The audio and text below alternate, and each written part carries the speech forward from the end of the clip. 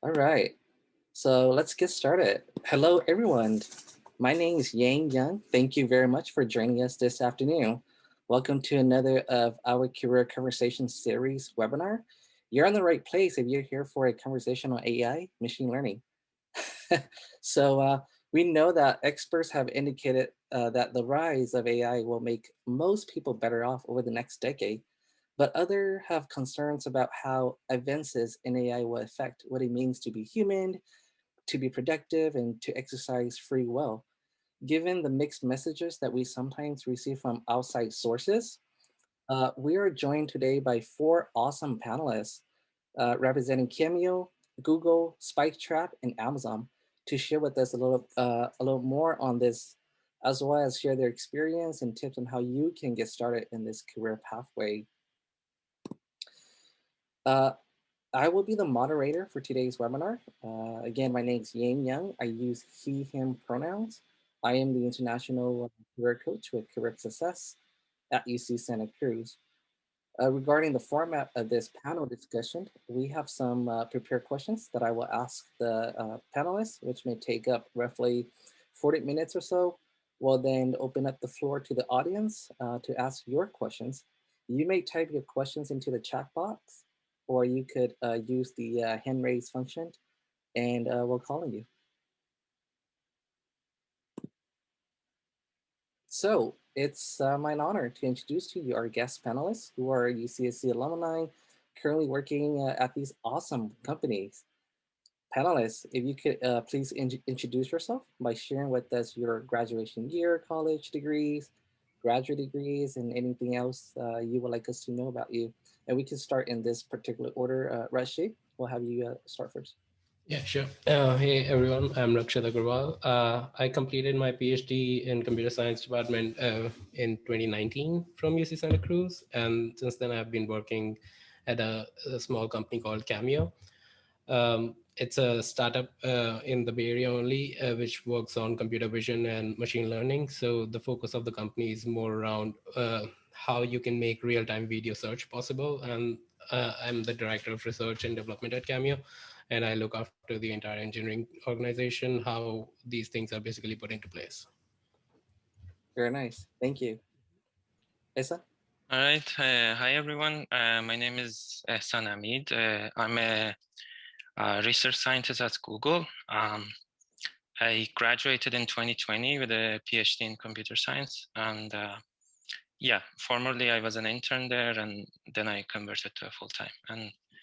And Google is a ad company, and it does search and all that stuff. So yeah. Cool. So that puts me next. Hey, everyone. I'm Luke Dotwheel. He, him is great. Currently a machine learning engineer at Spiketrap, where we work on conversation analytics. So it's mostly in the NLP space, natural language processing, to help companies better understand their products and sort of how people are talking about them on the internet. I graduated from UCSC in 2017 with a bachelor's in physics. I then got a master's degree, talk more about that later, but master's degree from the University of Maryland, also in physics. Holakou? Hello, hi folks. My name is Holakou Rahmanian. I got my PhD from UC Santa Cruz in computer science in 2018. After that, I spent some time in Japan as a visiting researcher in Kyushu University. Then later I joined Microsoft in 2018, later 2018. I was in Microsoft Ads. And 6 months ago, I moved to Amazon. And I am in search sciences and AI department in Amazon, where I work on ranking algorithms. Very nice. So diverse.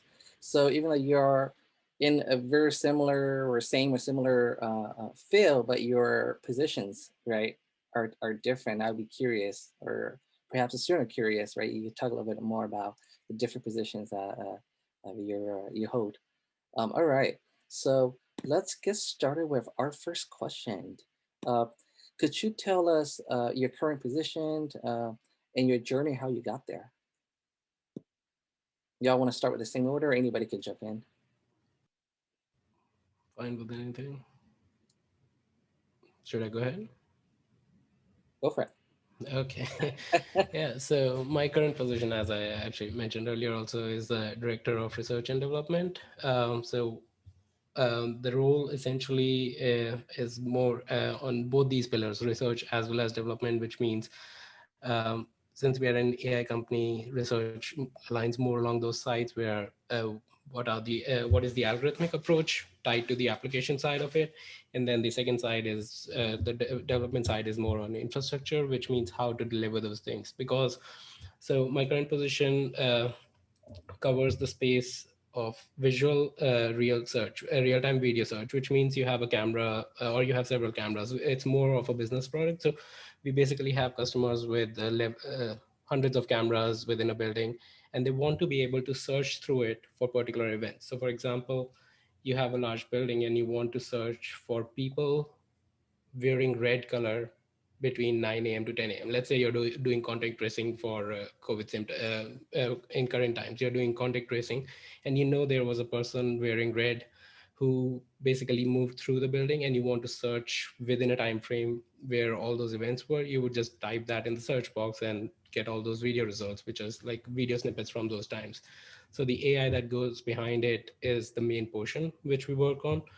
And my journey to reach up to the stage was more or less tied with my experience during the PhD, when all my internships during the PhD were very, very research focused. And it was Microsoft Research, which is basically like another university. You go there, you conduct research, and it's just in a different space. So, with that, my experience was that I do enjoy the research part a lot, but I want to be linked with direct application of what I do as well. So right after the PhD, my first view was into the area of, where I can apply ML more, so more in the applied ML side. And I was in the Bay Area just interested in checking out startups, and that's basically how I landed up here. Very nice. Thank you for sharing. All right, any of you can go. A second. We can go in order if that. That's fine. So yeah, I'm a research scientist, and it's basically the position is to perform research, but it could be like applied research, or we have more or less flexibility. Like we have freedom to kind of do more theoretical research that doesn't have really like a direct product or impact in a sense. I mean, to the company at least, but we also kind of have to work on problems that are kind of relevant to the company. So in particular, I'm in the federated assistant team, which is basically focused on federated learning on device, on the phones in particular.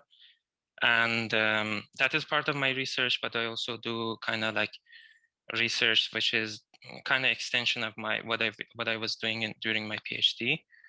And the reason I kind of ended up at Google was I did a couple of internships during my PhD. It was in Adobe, then Microsoft, and I did 2 internships at Google. And the second one was kind of longer internship. It was kind of a little bit over than a year. It was like around 13, 14 months. And I was in the research team back then. So like I was a student researcher. And then after finishing my PhD, I basically converted to a full-time. Very nice. Thank you. Luke and Holakou. Yeah, let's stick with the order here. So yeah, so my current position, I'll start with that piece. So I'm a machine learning engineer at a small company called Spiketrap, based out of Bay Area, but everyone's remote right now, as everyone, people probably know. I do, yeah, so NLP stuff. So it's a lot of working with text, and I would say I worked a bit more on the sciencey side before, and I mean, I'm still sort of on the sciencey side, but I'd say it's pretty production focused. So, there's model training and there's like working with models, but there's a lot of like, processing. So building the pipeline. So for when the text data comes in, and then also like actually putting it into production. So we use a mixture of Python and Ruby. So I would say my role is like more software engineering than it was before when I was a data scientist. And yeah, I mean, people can ask me questions, but I'll just not to take up too much time. My journey is short, but I guess there's a lot of curves. So I moved around a lot. So I did physics at UCSC. I worked with Professor Bruce Shum, did some research with him, and ended up going to University of Maryland to do a PhD in physics, but I left to give you guys the short. So I wanted to go in industry, really wanted to start building stuff, loved data science, loved programming and all that kind of stuff. And so I decided to, take that path. I then did an internship at a small startup and got a job full-time as a data scientist at a company called Full Power in downtown Santa Cruz. COVID hit, things kind of mixed up, and I ended up doing a fellowship at Insight in AI, and I sort of shifted, got this job only about a month and a half ago at Spiketrap as a machine learning engineer. And so, yeah, the difference I would say between those two is that I'm working a little bit more on the production side and a little bit less on in models. Yeah, that's good to hear that. And that's great, for the students to hear, to know that your initial career trajectory was nowhere near AI or machine learning, right? And so it takes you, uh, a bit of ways, but you landed where you are. So that's good to hear. Yeah, thank you for sharing. Yeah. Holakou? So about my current position. So I joined Amazon Search, formerly known as A9, 6 months ago. And so our job is to rank the results. So let's say you're searching something on Amazon, you want to buy some stuff.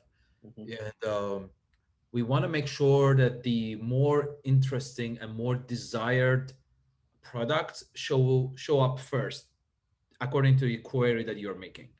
So the order of the product that are going to be shown to the user is something that we are trying to do.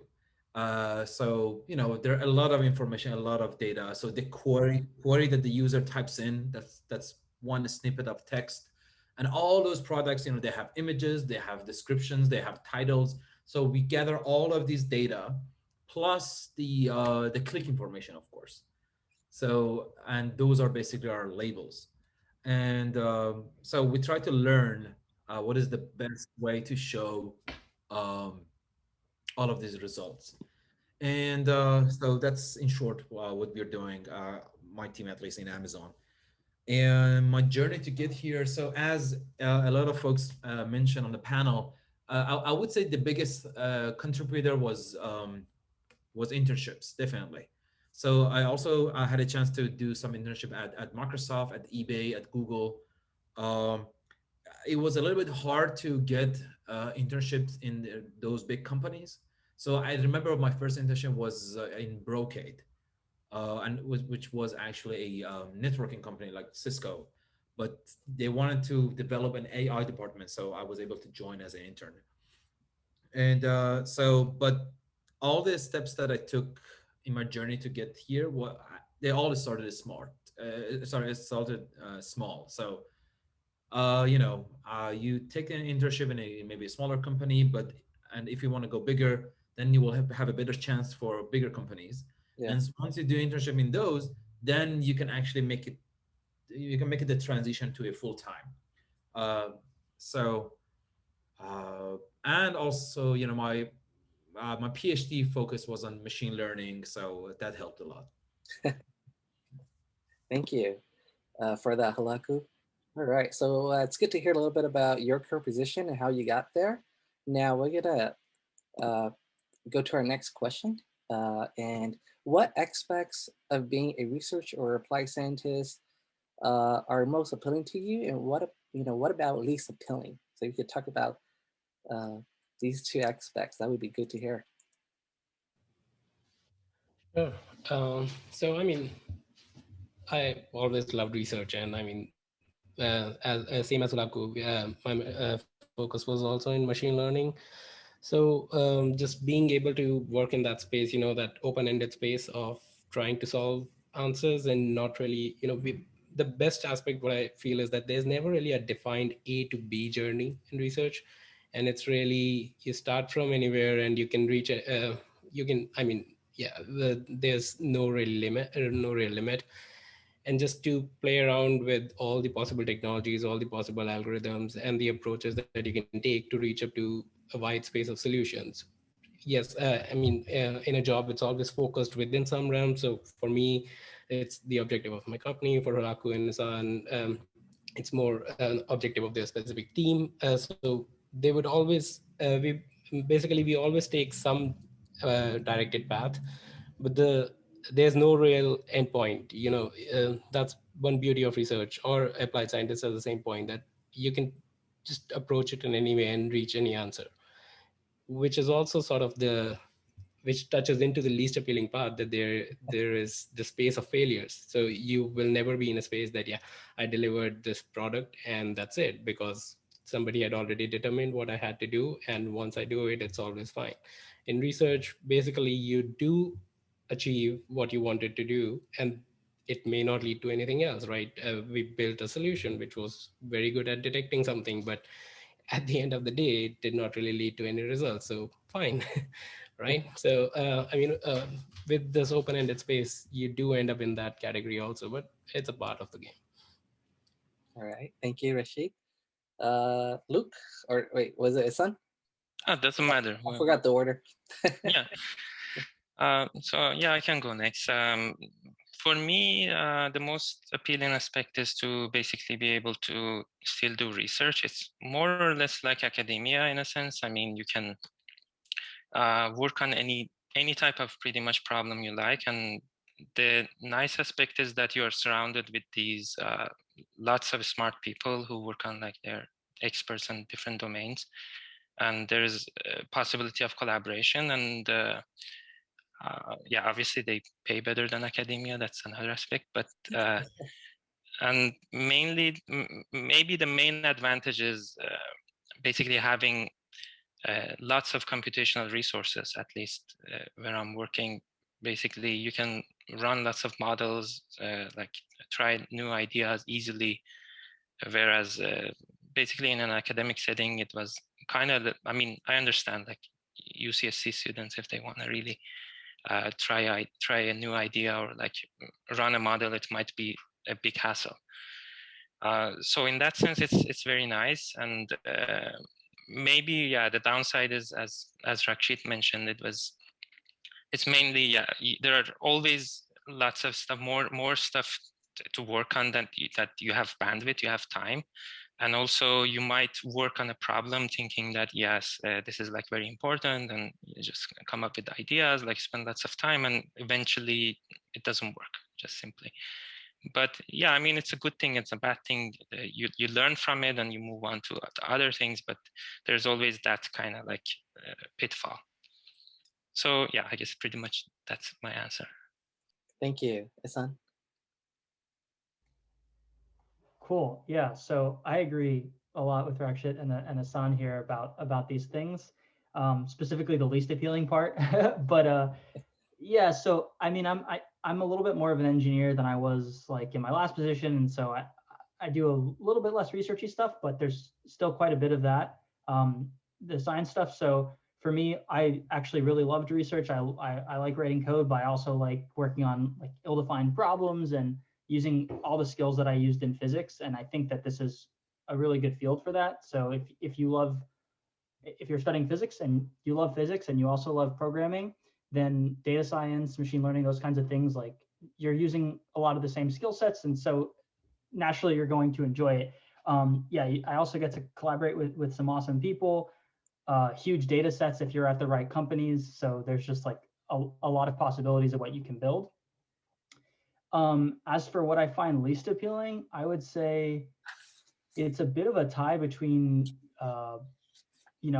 having to process data. Once you already know like what you need to do to the data, it's sometimes not trivial to actually do it and get things to work out exactly how you want. Whereas, if you're just at a board, you could probably draw and say, oh, my data starts like this, I want it to look like this before I pump it into the model. But in reality, like, all that time you actually have to, unless you have someone doing it for you, you probably have to do it, write the code to do those transformations or whatever yourself.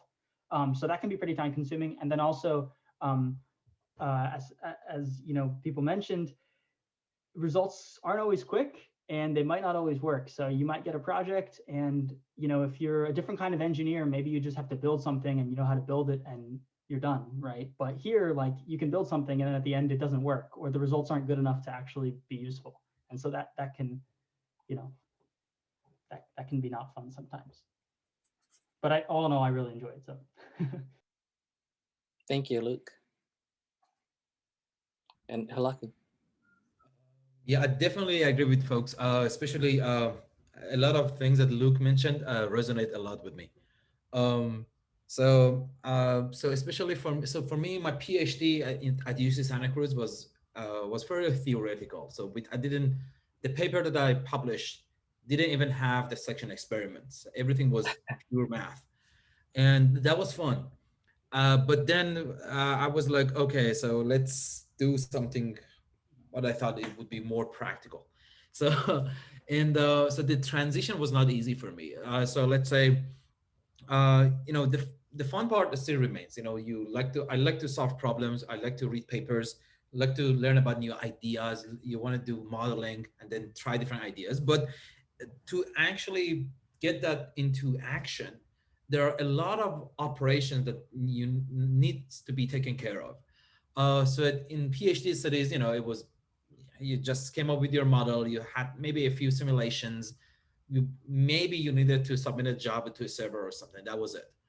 But now, so I would say the modeling and maybe the core algorithmic part is a very insignificant part of the entire pipeline.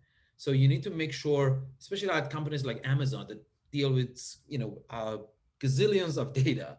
So you need to make sure you get the right data, clean it to the right way, make sure you do the right transformation, then feed it to your machine learning code, and then once you train that and then you see some offline good metrics, okay, now let's say you got the best algorithm ever. Now you need to make sure it runs over the huge fleet of Amazon machines.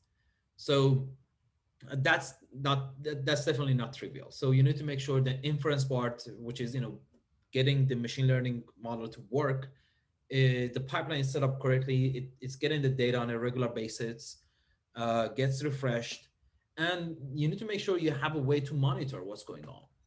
So there are a lot of operations that must be taken care of. They're not exactly the machine learning science that we learned in graduate school. A lot of this, you can only gain the experience by actually doing it at companies. So these parts for me are not, well, for me it's hard to enjoy, especially because I came from more theoretical background, but nevertheless, I see it as a necessary skill to learn. So even though I may not enjoy it, I know it must be done. So I bite the bullet and go ahead. So yeah, that's very nice. Okay, we just got somebody join in. Catherine. Okay, yeah, very nice. Thank you so much for sharing some aspects that that are most appealing to you and least appealing. All right, so let's go to our next question here. This one is, what are some opportunities, right, amid COVID-19 that a college student could do to prepare for a career in AI machine learning? Right, that's actually a very good question. Particularly preparation in career for AI and machine learning. I think from UCSC aspect, as Ehsan also pointed, we were not really a university which had abundance of compute power, just fair and square, right? We did not have those large machines. So Hummingbird and Citrus Dance, they had two machines. I don't know what's the situation right now, but those were the two machines with GPU. Citrus Dance did not have a GPU that you could use for machine learning training. So really Hummingbird, if you knew how to write through the scripts. Fortunately, that's not the situation now, because Google Colab notebooks and similar thing at Kaggle do give you the option to run whatever you want. And I mean, not at a real production scale, but that's really not something you need to prepare for a career as well. So I would say one thing which always worked out really well for me and for several students that I worked with was to try and make learning a project-based process, so that yes, you are learning concepts. I mean, you always have to be clear with concepts. So, but I'm assuming that's already established. So once you have crossed that path, try to see if you can build an objective in your mind of what you want to achieve, and maybe toy around with it and turn it into three different objectives so that you have three different problems to solve within one large framework. And then just go after that, searching for data for the same thing. Google dataset search, Kaggle datasets. There are several data banks. Try to find some data set which matches your requirement, and just try to reach to that solution using a really large set of models, and build different models, build different approaches. Don't stick to neural networks only. Really, I mean, even if it seems like that's the only answer, that's never really the only answer, never ever really the only answer. So go across like all different approaches that you can play around with, and just make progress. Like the values small pieces of progress more than reaching to the best possible solution or reaching to the Kaggle leaderboard or anything. Just basically, if you were able to figure out what happened when you started with a data and a function, and then you were able to train it a bit and make that function more optimized for this particular data, make it more generalized. If you understood what happened during that process, then you're learning something valuable and you can use it forever. Very nice. Thank you. So yeah, what Rakshit mentioned was actually pretty accurate. And so, I mean, COVID-19 hasn't been really fun. My entire full-time career, which started like 6 months ago, it's all has been from home. And I know that the internship opportunities are much less than before. People are not really too eager to have interns these days. And I know that the last batch of interns during summer 2020, they were all remote, and there were lots of issues kind of giving them access. So people kind of ended up working with open source code and not having access to like internal code and using the machines and whatnot. So that's kind of unfortunate, but fortunately for kind of learning most of the skills you need to like get into the job market or do research, you don't really need to be outside of your home. It's not like you have to be in a lab or something. You still can learn a lot.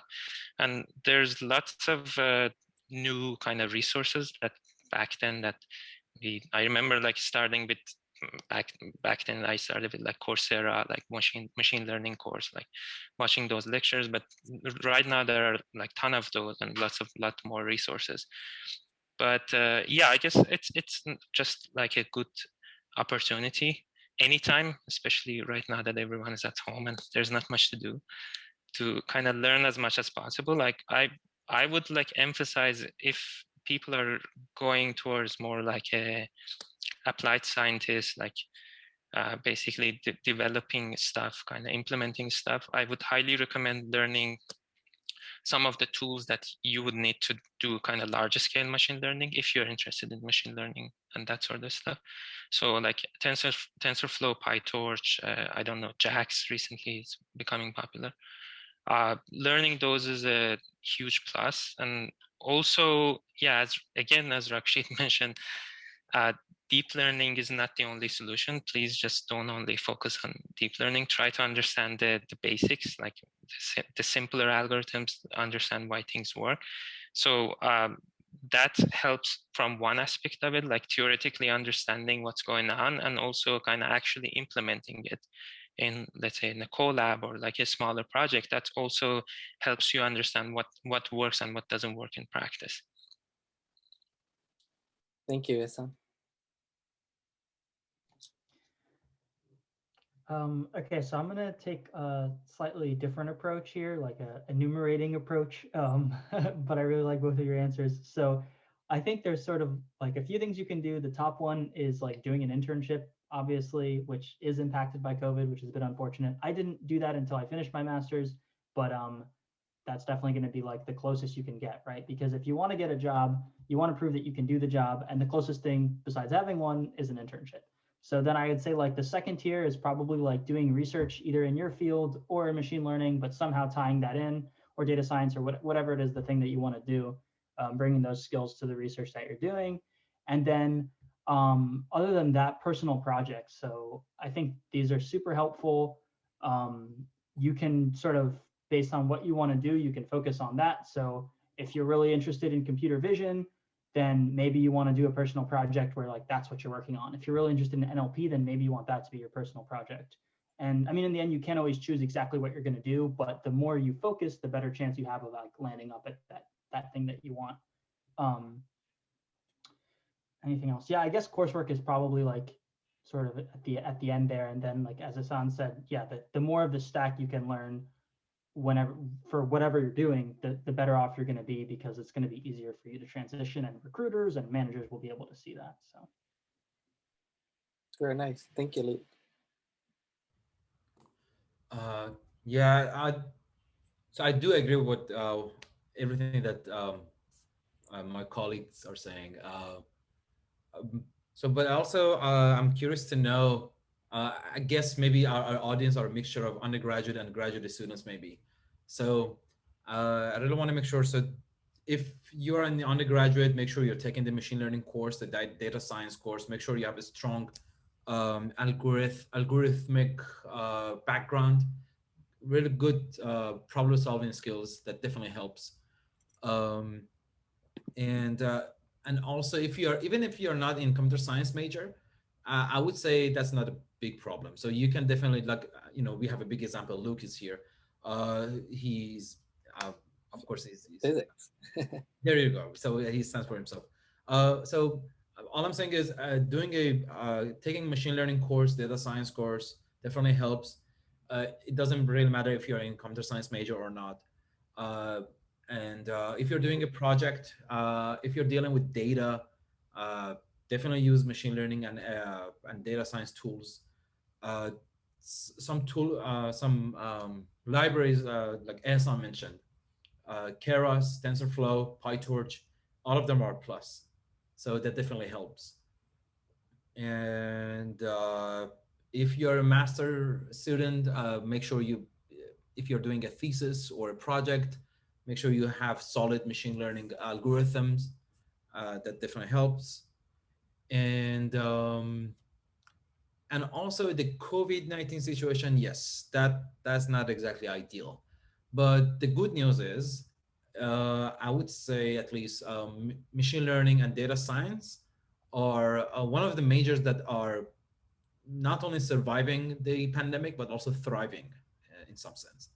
In all other majors, definitely there is a drop in hiring and everything. In data science and machine learning, well, there has been some drop and some hiring freeze, but it's not as bad as other majors. So if you're interested in machine learning and data science, the good news is there are also job opportunities despite pandemic. It may lack the social portion, at least in the traditional sense that we know, but nevertheless, the opportunities are available. And yeah, make sure you look for the internships. You can definitely, I remember when I was in UCSC, we had job fairs and career fairs, at least every quarter. Make sure you attend those. Although I guess now it must have been virtual, but make sure you attend those. Talk to every single, companies that are there to visit. Do know that every company is there because they're looking for something. So make sure you talk to them. I got my first internship from one of these job fairs, and I definitely recommend to everyone. Very nice. Thank you, Holakou. Yeah, so 10 job fairs. I heard, more projection-based data set, right? I think, Rashid, you mentioned that. Machine learning courses, or learning the right tools, right? Personal projects, right? So I think y'all mentioned some good ones. A question that I get here in the chat is that, what about newly grad who just have their BS degree? Is that sufficient to get into AI? Because I know that for all four of you, y'all have master's or PhD degrees, right? So what about at the undergraduate level? What about somebody who has just a BS degree?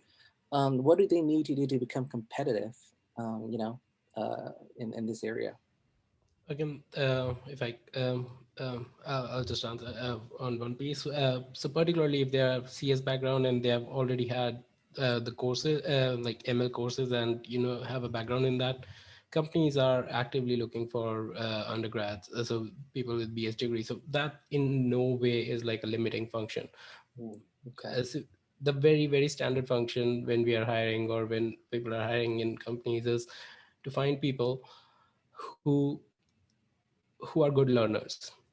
They know something at a certain point in time, and they have shown the ability to improve, and that's it, right? So that's one thing. And to maybe show the specific difference, one thing always handy is if you have a good list of internships. If you are at the stage when you're really just looking for a job at this point, then a list of projects is sort of proxy for internships. List of project, yeah, as a proxy. That's good. I also want to make a comment on that. So yeah, like Rakshit mentioned, the opportunities. There are a lot of open positions. So definitely undergraduate, those with undergraduate degree can definitely have a chance. But personally, my experience, and also as I went, uh, as I saw my colleagues and all, I have this feeling that some people also ask that, do I need to have a PhD to get to machine learning business? Well, the way that I say it is, maybe the best degree to enter the industry is master's. If maybe if you're sure that you want to do machine learning in industry, you don't want to do an academic job, you don't want to do pure research, then I would say master's degree would be the best degree, because then you will have a plus when it comes to hiring compared to other folks who have undergraduate degrees. At the same time, you can also use uh, you can skip those years for PhD and gain experience in another industry. Again, it depends totally on what your priorities are, Hmm. but this is something that I generally recommend to people. Thank you. Can I just add something really quick? Yeah. Um, yeah, so I'm glad that we got the diversity of opinions here, and I'm gonna say that like basically it can only really help you, but you're trading your time for for those degrees and stuff like that. But I think if you don't have a master's, it's obviously going to be a little harder because you're competing with some people who do have masters, right? And the thing about that is like there's no denying that there's a lot of hype in this field and there's a lot of people trying to get in. So I think you have to think about, okay, well, like if you have a bachelor's and you don't have a ton of like related experience, then you're going to have a bit of a hard time if you're going for like a data scientist position where you're competing with people who have PhDs in computer science, like some of the people on, or stuff like that. So you do have to think about that. That being said, like you can get different related experience and get in as well. And an alternative, I think, is actually applying to companies like startups. So if you don't apply to Google, but you apply to a smaller startup and you have a really good skill set, you're more likely to get an interview, and then you can prove that you do have the skills to actually succeed at the job. So I guess that's the thing I would add there. It's going to be a little bit harder, but you can totally do it, and you just have to, Yeah. take an No, approach. great advice, Luke. Yeah. Yeah. All right. Ehsan, any last word to add to that? Well, what I mean, as a general thing, I mean, not only for just undergraduate folks, but having somewhere that you could kind of like put your projects, like a GitHub page, that things that you have done, like checking your code, and like I don't know, have like a nice interface for it. That would definitely help, like for like hiring committee to see like what kind of skills you have. Mm-hmm. But yeah, I would say again, like as people mentioned, I don't think like degree by itself is as important. If you can pull off and like do the actual job, if you have the skill set, that should be enough. Unless you want to go like for like a researchy position where like there's a different bar, they look at your publication record, and you should be able to show that you are able to do research and publish stuff. So that's a different story. But if you are just doing like ML engineer, machine learning, I think the only requirement is just know how to do it, not really the degree itself. Yeah. Thank you, Ehsan. All right. So we are at 3:42 now. We have a couple of more questions. I think we may have to skip a few of these. So we would, I would love to hear about the day-to-day work activities. I don't think we're going to have time. Um, do you hire new, maybe we can briefly just talk about this one. Do you hire new professionals or intern? Have you been part of a hiring committee? What do you look for in an applicant? Well, I think this one's sort of answering, right? For regarding the previous the questions. So I think we're gonna skip this one too. This one would be great to know. What are some misconceptions? But unfortunately, what about, let's just jump over to this one, to this last final piece of advice that you can give to our student, and then we're gonna open up the, you could just be brief, and then we'll open up the floor to our audience to ask their questions. So you could, what is one final piece of advice you would like to give the audience who may be interested in following your career pathway? I can start with you again, Rashid. Okay, so this is more specific to like a pathway in AI and ML, or more exactly like my pathway, or just an intersection of both? Yeah. Okay, so it can be both. Yeah. right. So what I would really say is one thing which was the driving factor for me throughout my journey was if I'm really passionate about some piece, right? And fortunately, I could drive with that and just build skills around it. But there are always as a pragmatism as well as passion. You have to sort of weigh them together and then try to find the career path which gives you the ability to pursue what you want to do. So for example, if it's in the area of AI and ML, or specifically, let's say AI and ML in a startup. So that's being very specific to my kind of case. You need to know what comes along with the main thing that you're aiming for. So AI and ML in a startup come with the baggage of really understanding infrastructure, because it's a small company. So you cannot just focus on research algorithms. You cannot work without them. So right, there's a basic that you have to be good with algorithms. You have to have the understanding of it, or at least have the drive in you to just learn that whenever it's required. But you also need to understand that there would be this load around infrastructure that you have to work with. So just, I think single piece of advice would be weigh pragmatism along with passion together, and never let anyone really take more control over the other one. Because if you are just focusing on how to how to just get the best possible job opportunity at this point in time and drive with that, it may look great at a certain point in time, but you have to look at the long-term journey. And you can be really the best version of yourself if you enjoy what you do. So just pair that very well. Thank you, Rashid. Well, yeah, I can go next. I mean, my basically, I mean, advice would be, I mean, it's more on the practical side, what I can tell you to do, and it might help. I mean, but don't only listen to me, listen to other people as well. So what I could say is, though, basically try to have a deeper understanding of stuff, like take courses seriously and try to read. Don't kind of skip something because you think that it is either trivial or it's not worth spending time. Try to learn different aspects of things. And also on the kind of skill side, learn tools that make you distinct from others and like get better at those. So if you're really good at, like, I don't know, PyTorch or TensorFlow, and you can write like really nice clean code, and you know how to optimize your code and all that, that's a huge benefit. I guess that will benefit you eventually. And also kind of like keep things organized. If you have like a nice portfolio to show, that's also very helpful. If you have some sort of like, as I said, like some code that is checked in somewhere, and like a nice web page, that kind of stuff. I mean, yeah, those are all kind of helpful in a sense. But yeah, I mean, the biggest piece of advice is to kind of like learn as much as you can, and learn kind of like try to learn diverse set of skills, like whatever you think that interests you and it might benefit you. Just don't take it lightly. Thank you, Ehsan.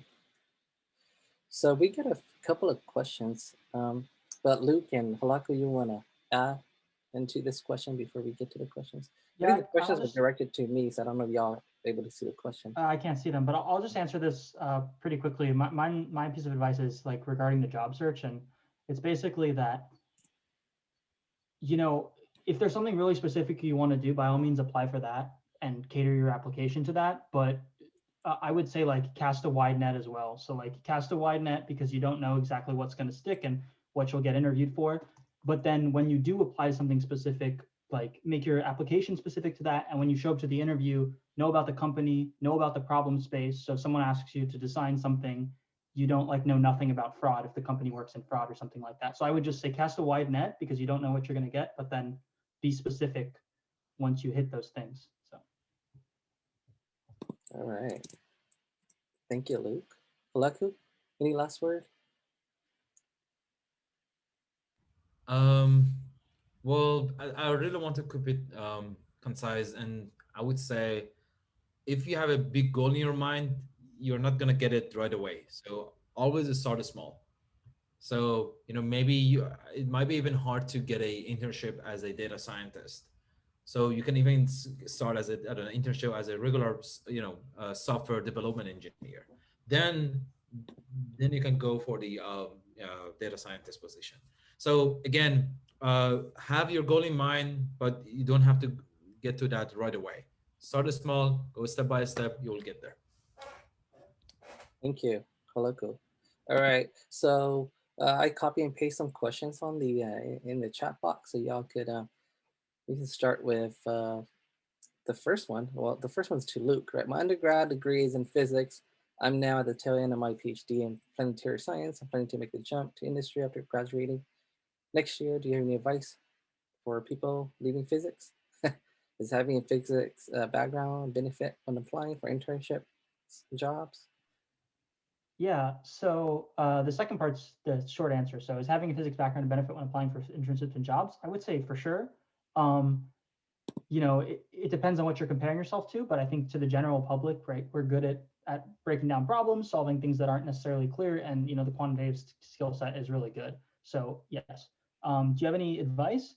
I would say that the tailoring aspect of what I talked about. So like if you do a PhD in planetary science or physics and your whole resume reads like you're applying for a researcher in physics, then people aren't probably less likely to hire you than if you tailor it and like your data analysis or the ML parts really shine out of your resume and that's what you emphasize.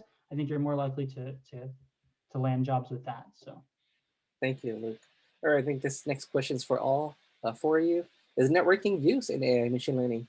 It's not a dumb question. So clarifying question, the networking, you mean knowing people or actually computer networks? I think networking in terms of networking with others. Oh yeah. In this case, yeah. Is that stuff? Yeah. Yeah, big time.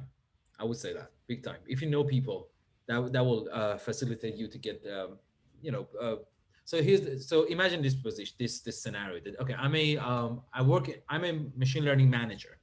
I want to hire some folks, and I can go through the application process, see all the applications. But if I actually know someone and I actually trust their skills, then I may just go with that, and it's just skip the whole hiring process. That it's actually very cumbersome.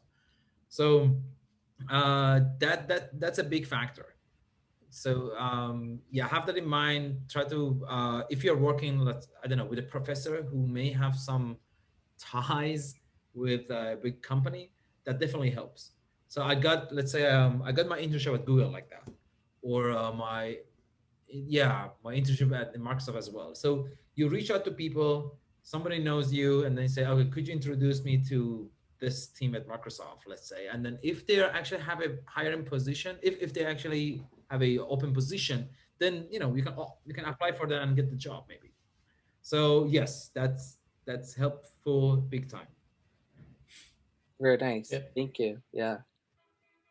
Shall we, let's continue on. Yeah. So besides the knowledge about ML, AI, and tools, are there any other technical skills that will help during job hunting or during daily work?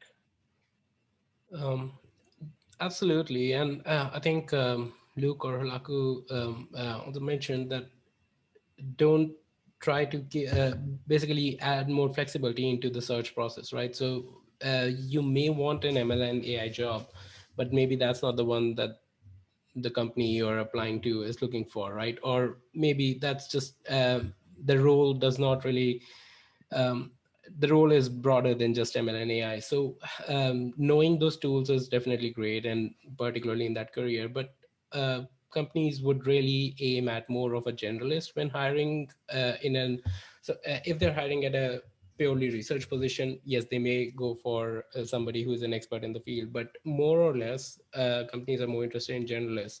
So having a good understanding of, just um, first of all, algorithms, data structures, the very basics, having a good hold on them is always very helpful. And just knowing more, at least one framework or tool, which is a more general computing tool. Apache Spark, for example, is a tool that several companies will end up using when they are processing data, or maybe stream processing, Kafka, or basically there's this wide variety of tools that you can play around with at this particular point in time. For example, I would say Kubernetes, just the world of containerization, having some comfort with that would be so valuable, because all the companies are moving their infrastructure from node based to a container base, and that's just a skill. You're an expert in ML, but if you know containers, yeah, we want you. Thank you for that, Michi. All right, let's continue on. Dina said thank you. Let me see what's next. Okay, are we at the, I'm a recent grad, interested in getting some experience in the industry before going back to school for a master or a PhD. How common is it for companies to financially support employees to go back to school, and how can you go about getting a position that is likely to help you go back to school? So, good question.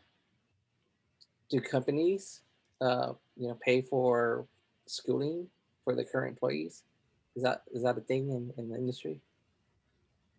Well, I'm not familiar with that. Maybe other people can contribute, whether companies can pay for it. But I don't. I haven't seen very as a common thing.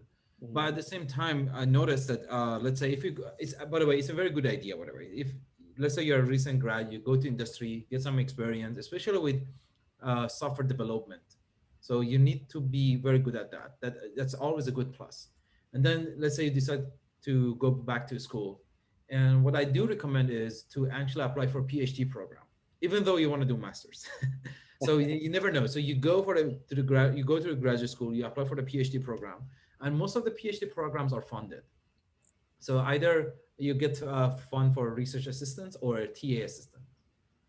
So then if you like it, you go all the way for PhD. If not, you can drop out as a master's. Either way, your expenses are covered. Yeah. Okay. Yeah, I'm also not 100% sure about the financial support, but I've heard some cases, so like for example, startups definitely are not in a position to do that. I've heard some cases where Google had a residency program, which sort of prepared people for this path. And as a result, you will not get financial assistance, but you will get all the recommendations that you need for a really good scholarship. So it's essentially the same thing. Right. So Google has some, Microsoft definitely has something along the same lines, but it's really in that realm, like the best companies have some capabilities, just that. Thank you. Okay. So our next question, I'm a 5th year CS major, and I'm about to have my first CS related internship at Genentech this summer. It will be focused on machine learning. I'm very interested in learning more about ML beforehand so that I won't be completely lost. So far, I have online courses like Coursera bookmarked. Would you recommend anything else for my situation? I really have no idea. Any tips for, I think this is from Deanna. I can go if, yeah, so Coursera and all are definitely really good.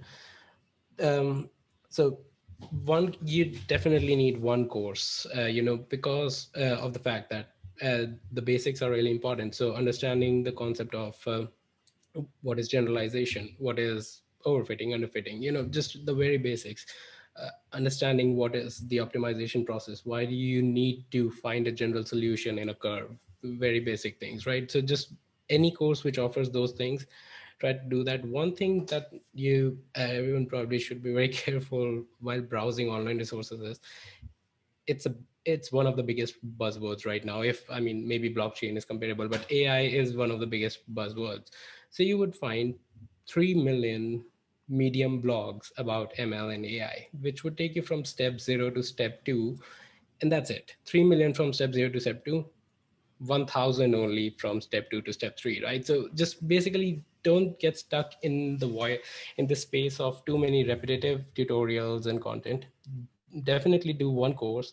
Usually I've seen people doing the course from Professor Andrew Yeng, which is actually great, which is something in its first generation when Coursera was being formed. Before that, Stanford was just launching courses. That's when I did that course for the very first time. Yeah, now there are many variants of it. So definitely do some online learning. Just make sure it's not getting repetitive. Step 0 to step 2, step 0 to step 2, right? Yeah. Thank you, Rashid. All right. We have a couple of more minutes, 2 more minutes. Any more questions? Yeah, we have one more. How should I choose a subfield to focus on as my concentration? Is it better to know the breadth of each subfield, NLP, CV, etc., before deciding to explore one of them deeper? I can take a stab at this one. I guess I would say before looking at that, I would look at like general ML stuff, so like supervised versus unsupervised learning, like as Rakshit was saying, overfitting, regularization, all those types of concepts that apply in general to ML before I would dive in and try to understand, NLP, CV, and all these other things. So I would start with like classical ML and all those foundations, metrics, training models, and that kind of stuff, and then and then go specific into whatever the thing is you want to do. Okay. All right. Thank you. Yeah. And let me just add in, can the audience member connect with you on LinkedIn? Should they choose to? Yeah. So that's another way. Yeah, I know that we are out of time. So should you like to continue the conversation with the panelists, find them on LinkedIn, or I'll include them into the PowerPoint. I'll share the PowerPoint with you all, and y'all can just click on the link to their profile. So that's probably going to be easier way, or you can find them on LinkedIn as well. And so with that, we're going to conclude our event, a webinar this afternoon. So we value your feedback, and we'd love to hear your thoughts about the webinar. So check your email afterward, right? So go ahead and give us your feedback, and we'd love to hear from you. With that, I want to thank our attendees for taking the time to join us and for your questions. This webinar could not have happened without our wonderful panelists for their willingness to participate in sharing their experience and invaluable knowledge with us in this important field of AI and machine learning. Philip and Nanda Slugs, thank you again for tuning in, and we look forward to seeing you in our next Career Conversation series. Have a great afternoon, everybody.